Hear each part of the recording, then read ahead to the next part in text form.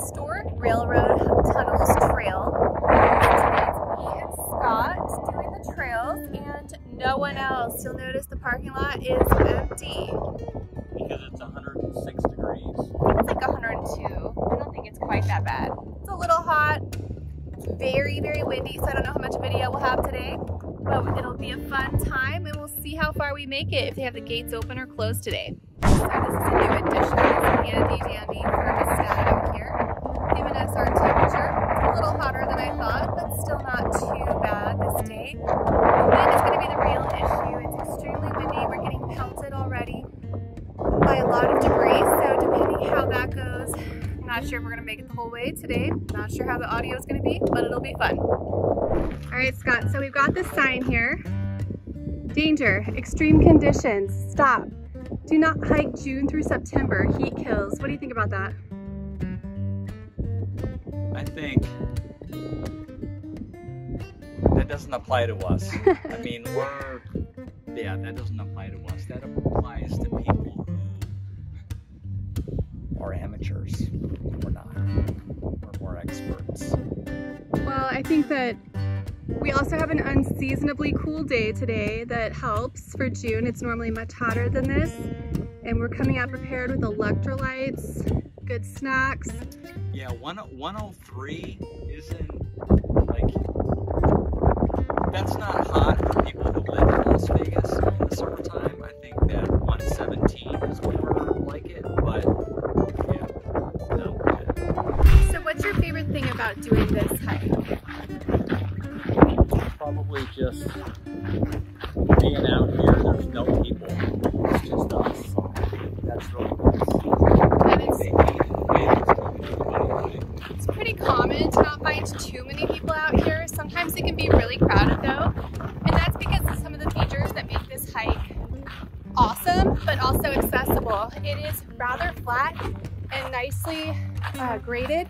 So it is accessible for people in wheelchairs as well as strollers. The flat makes it a little easier for the average walker that's maybe not up to the same conditioning as necessary to go up a mountain. And it's also outside of the Lake Mead fee area, so it is free to park here, which is also really nice, but you still get the great views. So not too far into the walk, we see this dock area where a lot of boats make their home. I understand that this has had to be moved in recent years due to reducing water levels in Lake Mead.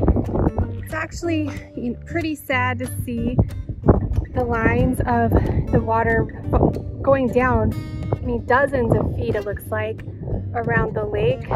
Just shows how far down the Lake Mead water levels have reduced in recent years.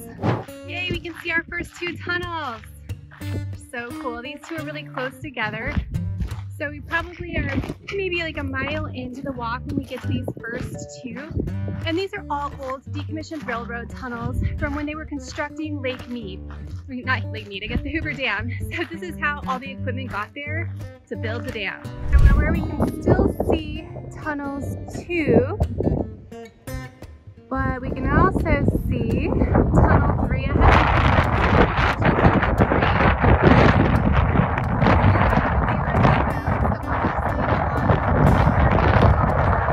So in the tunnels, it's really cool and nice. Kind of makes you want to stay in here and enjoy this a little longer. But most of the tunnels are not too long, so we won't be in here for too long to enjoy the cool.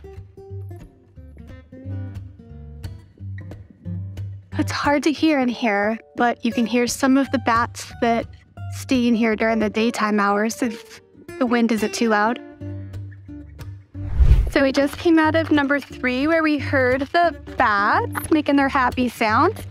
And right behind us is number 4. Once you get going on this walk and you get to the first tunnel, you keep getting some more. It's kind of like instant gratification the rest of the way. It's a little bit of a dust storm down by the lake. Fortunately, it's not too bad where we are right now. All right, now we just came out of 4 and we're on to number 5. The last of the tunnels will be the longest tunnel, I believe, of the entire segment. Interestingly, it's apparently so hot out today that none of the creepy crawlies are even out here. I've seen no bugs, No lizards, no snakes so far. Maybe as the sun starts to set, we'll see some more out here. The sun's very windy right now, but I like it because it is also really dark, so it's kind of fun. It curves a little bit, so when you first come in, you don't see the light at the end of the tunnel. So the portion after the tunnels is definitely less scenic. There's a lot of hot, open areas, trails, buildings. Not a whole lot else going on until we get down towards the dam. What do you think about it, babe? I think it's just really neat out here to think about history.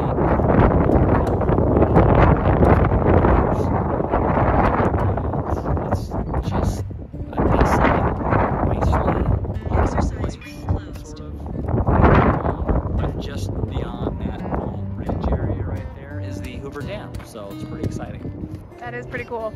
All right, so we've gone about 2.6 miles and there is now a lake wind advisory. It does seem to continue picking up, so we've decided to go ahead and call it and head back the other way. We got you through the railroad tunnels today, and next time we'll take you all the way to the dam.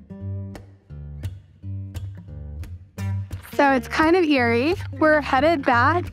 We're about to go through tunnel 4 and we've still seen no light other than a fly.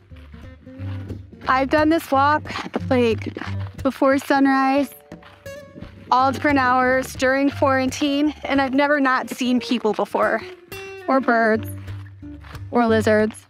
Kind of weird. I spoke too soon. I just saw this little guy.